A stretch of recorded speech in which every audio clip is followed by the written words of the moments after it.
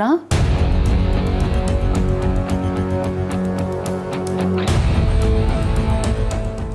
ಏನಿದು ಭಾವನಾ, ಇಂಥ ಸಮಯದಲ್ಲಿ ಹೀಗೆ ಕೂತ್ಬಿಟ್ಟಿದ್ದೀರಾ? ನೀವು ಬೆಳಿಗ್ಗೆಯಿಂದ ಏನೂ ತಿಂದಿಲ್ಲ, ಏನೂ ಕುಡ್ದಿಲ್ಲ. ತಗೊಳ್ಳಿ, ಅಟ್ಲೀಸ್ಟ್ ಈ ಹಾಲಾದರೂ ಕುಡಿದು ಸ್ವಲ್ಪ ಹೊತ್ತು ಮಲಕ್ಕೊಳ್ಳಿ. ನೋಡಿ, ಹೀಗೆ ಹೇಳ್ತೀನಿ ಅಂತ ದಯವಿಟ್ಟು ಮನಸ್ಸಿಗೆ ಬೇಜಾರು ಮಾಡ್ಕೋಬೇಡಿ. ನಾವು ಮಾಡ್ತಿರೋಂಥ ಕೆಲಸಗಳಿಂದ ಒಂದು ನಮಗೆ ನೆಮ್ಮದಿ ಸಿಗಬೇಕು, ಇಲ್ಲ ನಮ್ಮ ಸುತ್ತಮುತ್ತ ಇರೋರಿಗಾದರೂ ನೆಮ್ಮದಿ ಸಿಗಬೇಕು. ಇಲ್ಲಿ ಎರಡೂ ಆಗ್ತಾ ಇಲ್ಲ ಭಾವನಾ. ಅದಕ್ಕೆ ನಿಮ್ಮ ಒಳ್ಳೇದಕ್ಕೆ ಅಂತಲೇ ಹೇಳ್ತಾ ಇದ್ದೀನಿ.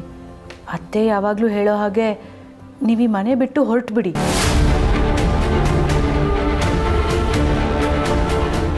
ಏನಪ್ಪ ಇದು, ಈ ಥರ ಟೈಮಲ್ಲಿ ಬಂದು ಮನೆ ಬಿಟ್ಟು ಹೋಗು ಅಂತ ಹೇಳ್ತಾ ಇದ್ದಾಳೆ ಅಂತ ಅಂದ್ಕೋಬೇಡಿ.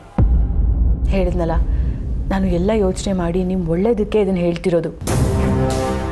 ಇಲ್ಲಿ ದಿನ ಇದ್ದು ದುಃಖ ಅನುಭವಿಸೋದ್ರ ಬದಲು ಇಲ್ಲಿಂದ ಎಲ್ಲಾದರೂ ದೂರ ಹೋಗೋದೇ ಒಳ್ಳೇದಲ್ವಾ? ನಿಮ್ಮ ಜಾಗದಲ್ಲಿ ನನ್ನ ಸ್ವಂತ ಅಕ್ಕನೋ ತಂಗಿನೋ ಇದ್ದಿದ್ರೆ ನಾನು ಇದೇ ಥರ ಯೋಚನೆ ಮಾಡ್ತಿದ್ದೆ ಅಲ್ವಾ? ಕಳ್ಕೊಂಡಿರೋ ಜಾಗದಲ್ಲಿ ಕಳ್ಕೊಂಡಿರೋದನ್ನು ಹುಡುಕ್ಬೇಕಲ್ವಾ?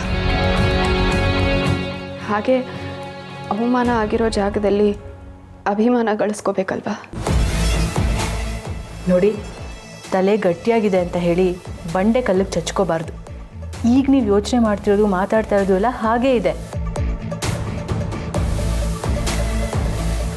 ನಾನು ಇಷ್ಟು ದಿನ ನಂಬಿಕೆನೇ ನಂಬ್ಕೊಂಡು ಬದುಕ್ತವಳು.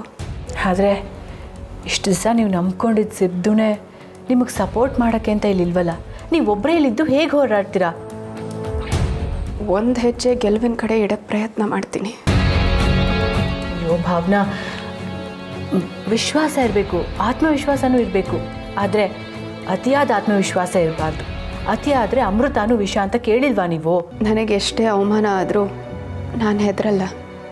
ಅದನ್ನು ಧೈರ್ಯವಾಗಿ ಎದುರಿಸ್ತೀನಿ. ನನ್ನ ಜೀವನ ನಾನೇ ಸರಿ ಮಾಡ್ಕೋತೀನಿ. ಛೇ, ಇವಳನ್ನ ಮಾತಲ್ಲಿ ಸೋಲ್ಸೋಕ್ಕಾಗಲ್ಲ. ಮಾತಾಡಿ ಕೆಟ್ಟೋಳಾಗೋದಕ್ಕಿಂತ ಇವಳ ಜೊತೆಗೇ ಇದ್ದು ಇವಳನ್ನ ಹಳ್ಳಕ್ಕೆ ತಳ್ಳೋದೇ ಒಳ್ಳೆಯದು. ನೋಡಿ, ನಿಮ್ಮ ಈ ಹೋರಾಟದಲ್ಲಿ ನೀವೊಬ್ಬರೇ ಅಂತ ಅಂದ್ಕೋಬೇಡಿ. ನಾನು ಯಾವಾಗಲೂ ನಿಮ್ಮ ಜೊತೆ ಇರ್ತೀನಿ. ಎರಡು ಜಡೆ ಸೇರಿದ್ರೆ ಜಗಳ ಅಂತ ಎಲ್ಲರೂ ಹೇಳ್ತಾರೆ. ಆದರೆ ನಾವು ಅದು ಸುಳ್ಳು ಅಂತ ಸಾಬೀತು ಮಾಡೋಣ. ನಿಮಗೆ ಏನೇ ಹೇಳ್ಕೋಬೇಕು ಅಂತ ಅನ್ಸಿದ್ರು ನನ್ನ ಹತ್ರ ಹೇಳ್ಕೊಳ್ಳಿ.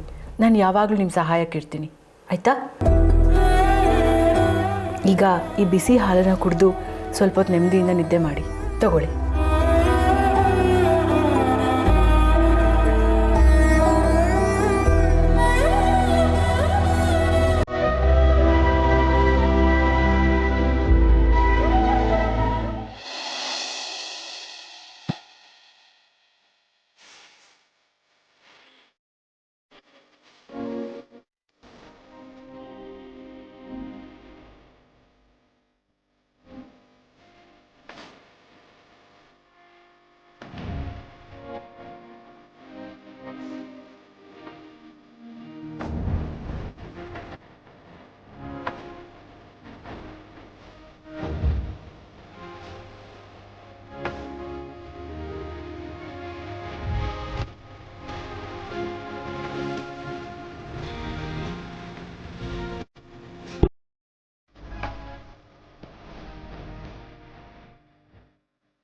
ಸಿದ್ದವರೇ,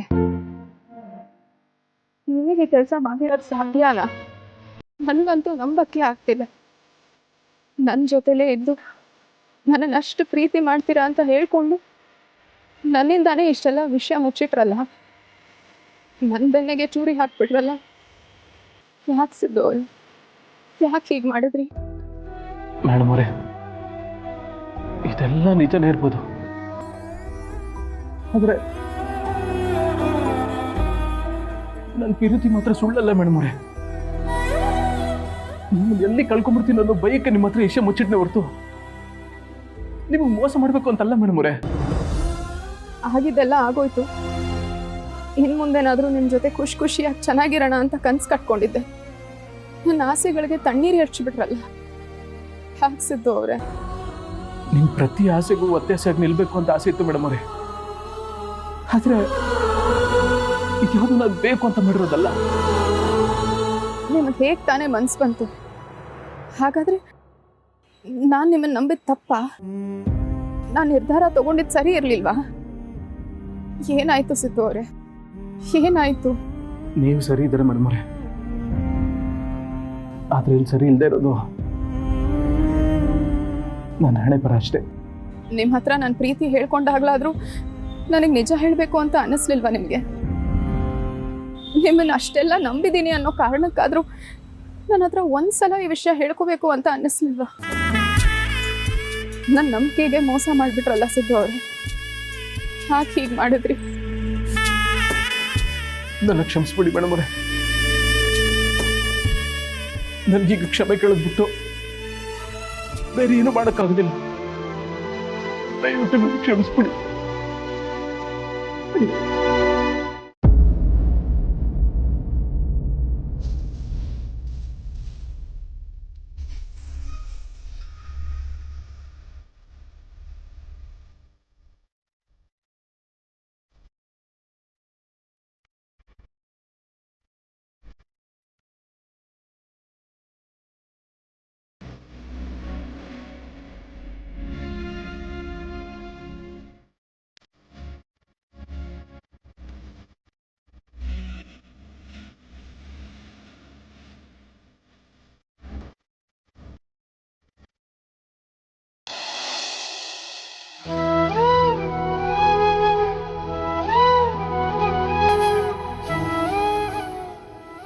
ಚಿನ್ನುಮರಿ, ನಿಮಗೋಸ್ಕರ ನಾನು ಎಲ್ಲ ಕಡೆ ಹುಡುಕಾಟ ಮಾಡಿದ್ದಾಯ್ತು, ಆದರೆ ನೀವು ಸಿಗ್ತಾನೆ ಇಲ್ವಲ್ಲ.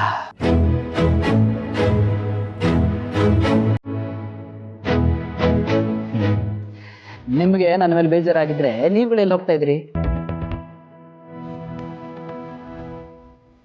ನೀನೆಲ್ಲಿಗೆ ಹೋಗ್ತೀಯಾ? ಯಾರು ಉತ್ತರ ಕೊಡಬೇಡಿ, ಸರಿಯಾಗಿದ್ದೀರಾ? ಶಾಂತಮ್ಮ. ಹಾ, ಬಂದೆ.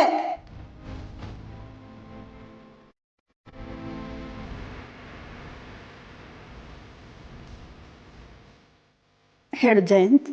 ಶಾಂತಮ್ಮ, ಈಗ ನಿಮ್ಮ ಗಂಡನ ಮನೇಲಿ ನಿಮಗೇನೋ ತೊಂದರೆ ಆಯಿತು ಅಂತ ಇಟ್ಕೊಳ್ಳೋಣ. ನೀವೇನು ಮಾಡ್ತೀರಿ? ಅಂದರೆ ಎಲ್ಲಿಗೆ ಹೋಗ್ತೀರಿ? ಇನ್ನೆಲ್ಗೆ? ತಾಯಿ ಮನೆಗೆ ಹೋಗ್ತಿದ್ದೆ. ಆ ಅವಕಾಶ ಇಲ್ಲ ಅಂತ ಇಟ್ಕೊಳ್ಳೋಣ, ಆಗ ಏನು ಮಾಡ್ತೀರಿ? ನೆಂಟರು, ಸಂಬಂಧಿಕರು ಯಾರ್ದಾರ ಮನೆಗೆ ಹೋಗ್ತಿದ್ದೆ. ಅದು ಸಾಧ್ಯ ಇಲ್ಲ ಅಂದರೆ ಏನು ಮಾಡ್ತೀರಿ ಶಾಂತಮ್ಮ? ಇನ್ನೆಲ್ಲಿಗೆ ಹೋಗೋದು? ದೇವ್ರೇ ನೀನೇ ಗತಿಯಪ್ಪ ಅಂದ್ಕೊಂಡು ಎಲ್ಲಾದರೂ ಹೋಗಿ ಒಂದು ಕೆಲಸ ಹುಡ್ಕೊಂಡು ಯಾರಿಗೂ ಗೊತ್ತಾಗದೇ ಇರೋ ಹಾಗೆ ಇದ್ದುಬಿಡ್ತಾ ಇದ್ದೆ. ನನ್ನ ಪ್ರಶ್ನೆಗೆ ಸರಿ ಉತ್ತರ ಅಲ್ಲ ಅಂತ ನಂಗೆ ಅನ್ನಿಸ್ತಾ ಇದೆ ಶಾಂತಮ್ಮ. ನಾನು ತಿಳಿದಿದ್ದು ನಾನು ಹೇಳಿದ್ದೀನಪ್ಪ. ನಾನು ನಿನ್ನ ಥರ ಓದ್ಕೊಂಡಿದ್ರೆ ಏನಾದರೂ ಯೋಚನೆ ಬರ್ತಿತ್ತೋ ಏನೋ. ಶಾಂತಮ್ಮ, ಹಾಗಾದರೆ ನಿಮಗೆ ತುಂಬ ಚೆನ್ನಾಗಿ ಓದು ಬರಹ ಬರುತ್ತೆ ಅಂತ ಇಟ್ಕೊಳ್ಳೋಣ. ನಿಮಗೆ ತುಂಬ ಜನ ಫ್ರೆಂಡ್ಸ್ ಇದ್ದಾರೆ ಅಂತ ಇಟ್ಕೊಳ್ಳೋಣ, ಆಗೇನು ಮಾಡ್ತೀರಿ? ಅಷ್ಟು ಜನ ಫ್ರೆಂಡ್ಸ್ ಇದ್ದರೆ ಈ ಯಾರಾದರೂ ಒಬ್ಬರು ಫ್ರೆಂಡ್ ಮನೆಗೆ ಹೋಗಿರ್ತಾ ಇದ್ದೆ. ಈ ರಕ್ತ ಸಂಬಂಧಕ್ಕಿಂತ ಸ್ನೇಹ ಸಂಬಂಧ ದೊಡ್ಡದು ಅಂತಾರೆ ಅಲ್ವಾ? ಸ್ನೇಹಕ್ಕೋಸ್ಕರ ಜೀವನೇ ಕೊಡೋರಿದ್ದಾರೆ ಅಂದಾಗ ಒಂದು ಜೀವನ ಕೊಡ್ತಿರ್ಲಿಲ್ವಾ? ಸರಿ ಶಾಂತಮ್ಮ, ನೀವು ಕೆಲಸ ಮುಂದುವರಿಸಿ. Thank you. ಶಾಂತಮ್ಮ, ಹಾಗೆ ಇದನ್ನಲ್ಲಿ ಇಟ್ಬಿಡಿ. ಹಾಂ.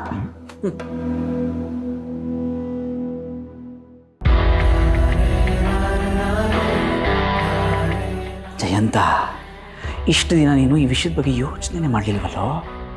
ರಕ್ತ ಸಂಬಂಧಕ್ಕಿಂತ ಸ್ನೇಹ ಸಂಬಂಧ ದೊಡ್ಡದು. ಹಾಗಿದ್ಮೇಲೆ ನೀವು ಯಾರಾದರೂ ನಿಮ್ಮ ಫ್ರೆಂಡ್ ಮನೇಲಿ ಉಳ್ಕೊಂಡಿರ್ಬೋದಾ? ಜಯಂತ, ಈಗಲೂ ಕಾಲ ಮಿಂಚಿಲ್ಲ.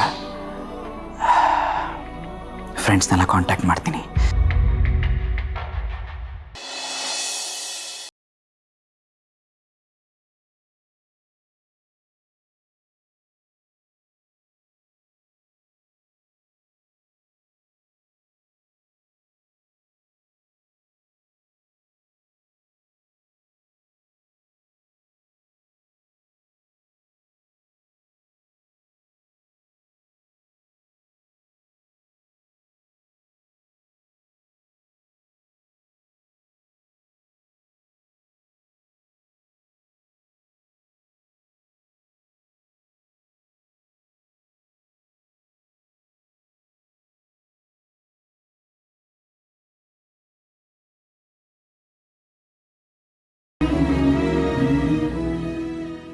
ನಾನು ಏನು ಮಾಡಲಿ? ನೀನೇ ನನಗೆ ದಾರಿ ತೋರಿಸ್ಬೇಕು. ನೀನು ತೋರಿಸಿದ ದಾರಿನಲ್ಲೇ ನಾನು ನಡೀತೀನಿ.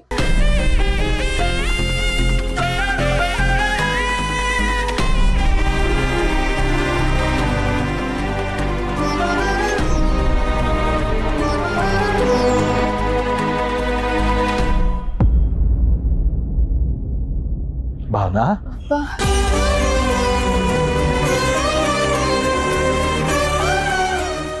ಮಗಳೇ, ನೀನ್ ಹೀಗೆ ಕಷ್ಟಪಡೋದು ನನ್ನ ಕೈಲಿ ನೋಡಕ್ಕಾಗಲ್ಲ. ಆದ್ರೆ ನನ್ನ ಮನಸ್ಸು ಪದೇ ಪದೇ ಹೇಳ್ತಾ ಇದೆ ಮಗಳೇ, ಈ ಆಕ್ಸಿಡೆಂಟ್ ಅನ್ನ ನಮ್ಮ ಅಳಿಯಂದ್ರು ಮಾಡಕ್ ಸಾಧ್ಯನೇ ಇಲ್ಲ. ನನ್ನ ಮನಸ್ಸು ಹಾಗೆ ಹೇಳ್ತಿದೆ ಅಪ್ಪ. ಸಿದ್ದು ಅವ್ರಿಗೆ ಆಕ್ಸಿಡೆಂಟ್ ಮಾಡಕ್ ಸಾಧ್ಯ ಇಲ್ಲ ಅಂತ.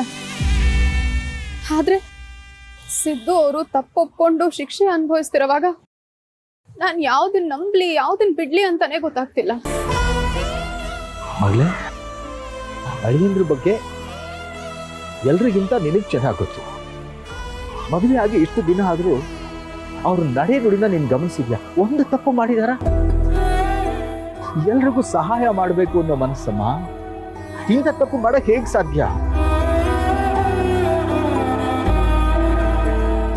ಇನ್ನೊಂದ್ಸಲ ನೀನ್ ಯೋಚನೆ ಮಾಡಿ ನೋಡು.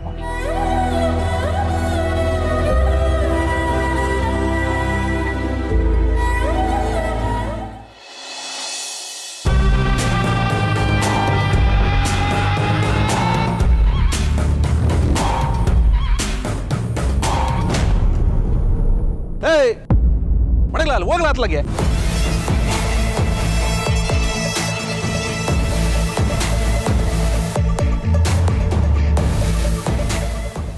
ಏನಮ್ಮಿ ನೀಲು, ನೆನ್ನೆ ರಾತ್ರಿ ಎಲ್ಲ ಗುರ್ರ ಅಂತಿದ್ದೆ, ಈಗ ನೋಡಿದ್ರೇನೋ ಬೋ ಖುಷಿಯಾಗಿರಂಗಿದ್ದೆ.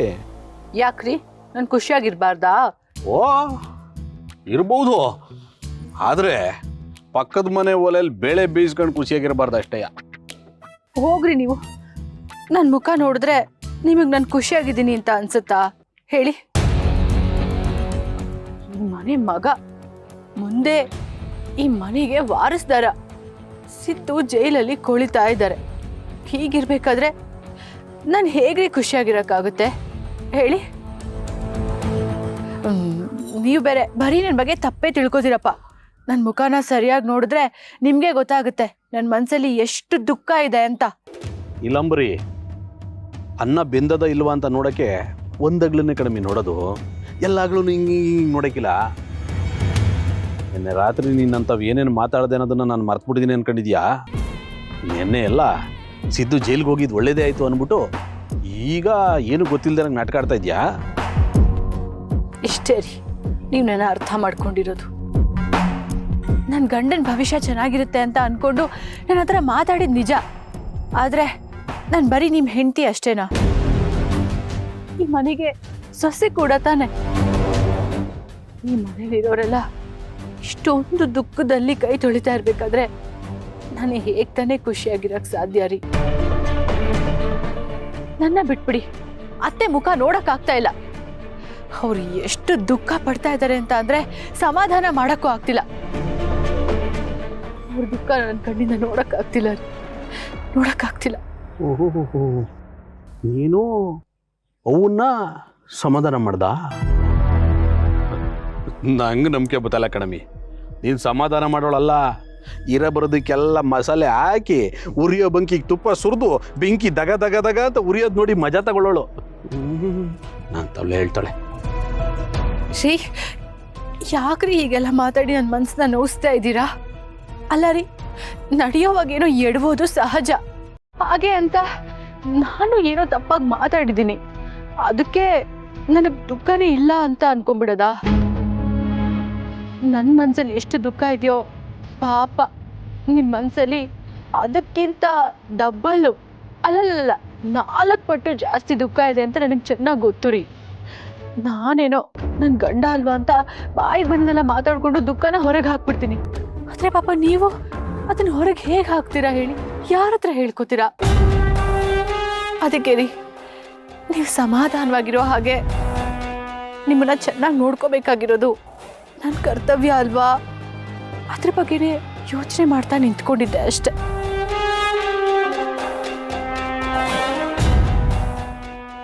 ಅಯ್ಯೋ,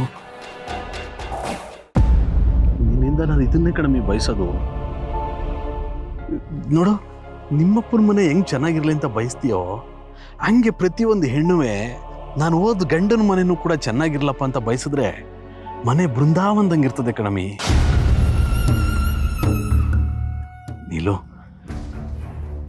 ನೀನು ಯಾವಾಗಲೂ ಹಿಂಗೆ ಇದ್ ಬಿಡಮ್ಮಿ, ಚಂದ. ನೋಡು ಎಷ್ಟು ಚಂದ ಕಾಣ್ತಿ. ಅಲ್ಲ ಕಣಮಿ, ಇದು ದೊಡ್ಡ ಇದ ಸೊಸೈಟಿ ಮೇಲೆ ಡಿಸ್ಟರ್ಬ್ ಮಾಡ್ಬಿಟ್ಟ. ಏನ್ಲಾ ಬೊಡ್ಡೆಯಿಂದ ನೀನು ನಿಂತ್ಕೋ. ನಮ್ಮ ಅಪ್ಪಂತ ದುಡ್ಡಿಸ್ಕೊಂಡು ಓಟ್ ಯಾರ್ಗೆ ಹಾಕಿದ್ದೀನಿ ನೀನು? ನಿಂತ್ಕೊಳ್ಳಿ.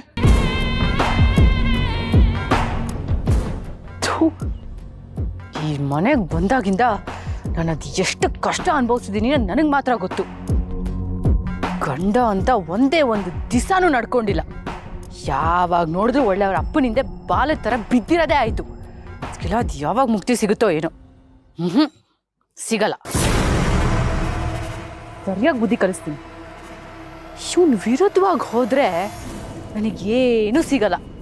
ಅದಕ್ಕೆ ಇವ್ರ ದಾರಿಗೆ ಹೋಗಿ ನನ್ನ ಕಡೆ ಹೇಳ್ಕೊಂಡು ಸಿದ್ದು ಜೈಲಿಂದ ಹೊರಗೆ ಬರ್ತಾನೋ ಇಲ್ವೋ, ಆದರೆ ಅವನು ಬರೋಷ್ಟರಲ್ಲಿ ಇವ್ರು ಹೇಗಾದರೂ ಮಾಡಿ MLA ಆಗೋ ಹಾಗೆ ಮಾಡಿ ನಾನು MLA ಹೆಂಡತಿ ಅಂತ ಅನ್ನಿಸ್ಕೊಂಡಿಲ್ಲ ಅಂದರೆ ನನ್ನ ಹೆಸರು ನೀಲೂನೇ ಅಲ್ಲ. ಕಿಸ್ಕೊಂಡೋಳೆ ಯಾವಾಗ ನೋಡಿದ್ರು.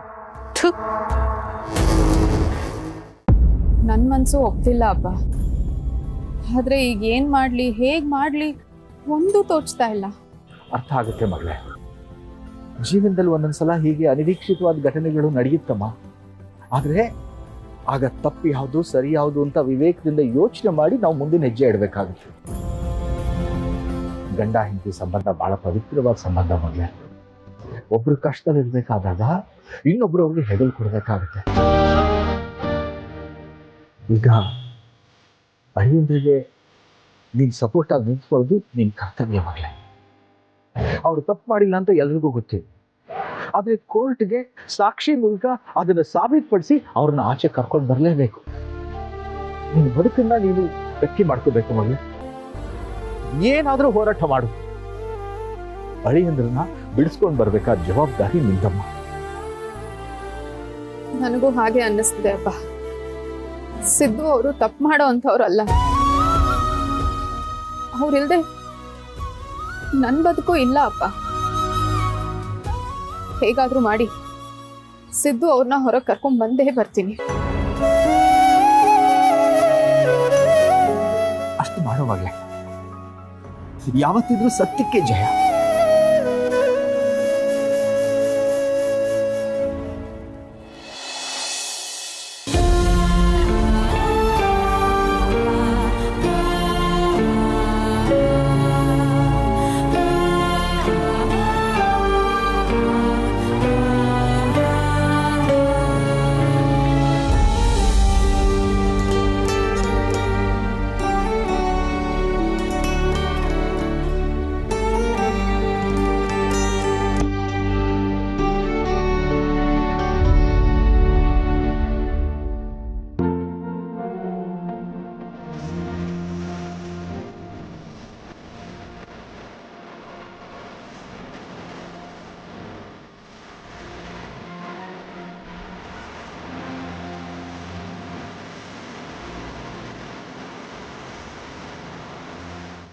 ಮೇಡಮ್ರೆ, ನೀವು ಯಾಕೆ ಇಲ್ಲಿ ಬರ್ಕೋದ್ರಿ? ನಿಮ್ಗೆಲ್ಲ ಬರ್ಬೋದು. ಮೊದಲು ಹೊರಟ್ಬಿಡಿ ಮೇಡಮ್ರೆ. ಸಿದ್ದು ಅವರೇ, ಮೊನ್ನೆ ಕೋರ್ಟಲ್ಲಿ ಕೋಪ ಆವೇಶದಿಂದ ನಿಮಗೆ ಏನೇನೋ ಹೇಳ್ಬಿಟ್ಟೆ. ದಯವಿಟ್ಟು ನನ್ನನ್ನು ಕ್ಷಮಿಸಿ. ನಿಜ ಹೇಳಿ ಸಿದ್ದು ಅವರೇ, ನೀವೀ ಕೆಲಸ ಮಾಡಿದ್ದೀರಾ? ನನಗಂತೂ ನಂಬಕ್ಕೆ ಆಗ್ತಿಲ್ಲ. ನಿಮ್ಗೇನು ಮೇಡಮ್ರೆ, ನನಗೆ ನಂಬಕ್ಕಾಯ್ತಿಲ್ಲ. ನಾನು ಆಕ್ಸಿಡೆಂಟ್ ಮಾಡಿದ್ನ, 2 ಪ್ರಾಣ ಹೋಗೋದಕ್ಕೆ ನಾನು ಕಾರಣ ಆಗ್ಬಿಟ್ಟು ಅನಿಸ್ತದೆ. ಆದ್ರೆ ಏನು ಮಾಡೋದು ಮೇಡಮ್ರೆ? ಗೊತ್ತಿತ್ತೋ ಗೊತ್ತಿಲ್ದೇನೋ ನನ್ನಿಂದ ತಪ್ಪಾಗೋಗೋದೆ. ಅದಕ್ಕೆ ನೋಡಿ, ಇವತ್ತು ನಾನು ಹಿಂಗೆ ನಿಂತೀವಿ. ಇಲ್ಲ ಸಿದ್ದು ಅವರೇ, ನೀವು ತಪ್ಪು ಒಪ್ಕೊಂಡಿರಬಹುದು, ಕೋರ್ಟ್ ನಿಮಗೆ ಶಿಕ್ಷೆನೂ ಕೊಟ್ಟಿರಬಹುದು. ಆದ್ರೆ ನನ್ನ ಒಳ ಮನ್ಸು ಹೇಳ್ತಿದೆ ನೀವು ಈ ತಪ್ಪು ಮಾಡಕ್ ಸಾಧ್ಯನೇ ಇಲ್ಲ ಅಂತ. ಯಾರಿಗಾದ್ರೂ ಕಷ್ಟ ಅಂದ್ರೆ ಕರ್ಗೋ ನೀವು ಒಂದು ಜೀವ ತೆಗಿಯಕ್ ಸಾಧ್ಯನಾ? ಯಾರಾದ್ರೂ ನೋವಲ್ಲಿದ್ರೆ ಅವ್ರಿಗೆ ಸಹಾಯ ಮಾಡೋ ನೀವು ಒಂದು ಸಾವಕ್ಕೆ ಕಾರಣ ಆಗಕ್ ಸಾಧ್ಯನಾ? ಇಲ್ಲ ಸಿದ್ದು ಅವರೇ, ಇಲ್ಲಿ ಬೇರೆ ಏನೋ ವಿಷಯ ಇದೆ ಅಂತ ನನಗೆ ಅನಿಸ್ತಿದೆ. ನಿಜ ಹೇಳಿ. ಅಯ್ಯೋ ಮೇಡಮ್ ಅವರೇ, ಹೌದು ಸಿದ್ದು ಅವರೇ, ಆಕ್ಸಿಡೆಂಟ್ ಆಗಿದ್ ನಿಜ. ಆದ್ರೆ ಆ ಆಕ್ಸಿಡೆಂಟ್ ನಿಮ್ ಗಾಡಿಯಿಂದಾನೇ ಆಯ್ತಾ? ಅದೆಲ್ಲ ಹೇಗಾಯ್ತು ಏನಾಯ್ತು ಅಂತ ನೀವು ನನ್ನ ಹತ್ರ ಹೇಳ್ಕೊಳ್ಳಿ, ನಾನು ಸತ್ಯ ಕಂಡು ಹಿಡಿತೀನಿ. ಸಿದ್ದು ಅವರೇ, ನಿಮ್ಗಾಗಿರೋ ಶಿಕ್ಷೆಯಿಂದ ನಾನು ಪಾರ್ ಮಾಡಿ ನಾನು ಬಿಡುಗಡೆ ಮಾಡಿಸ್ತೀನಿ.